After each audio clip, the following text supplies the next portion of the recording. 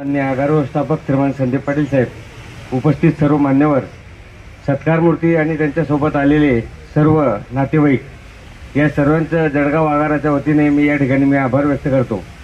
हा मुळात सेवानिवृत्तीचा कार्यक्रम आणि हे जे 5 मंडळी 5 सत्कार मूर्ती आपल्या समोर दिसत आहेत, यांना एक वेळा परत एकदा पाहून घ्या, कारण असे लोक होणं फार कठीण असतं।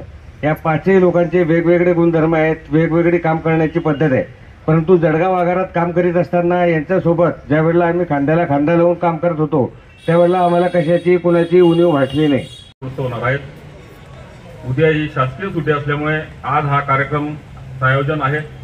सकाळीच आपण विभागीय कार्यालयात विभागीय कार्यशाळेमध्ये आपले विभाग नियंत्रकांच्या हस्ते 9 या विभागातून सेवानिवृत्त होणाऱ्या कर्मचाऱ्यांचा सत्कार केलेला आहे।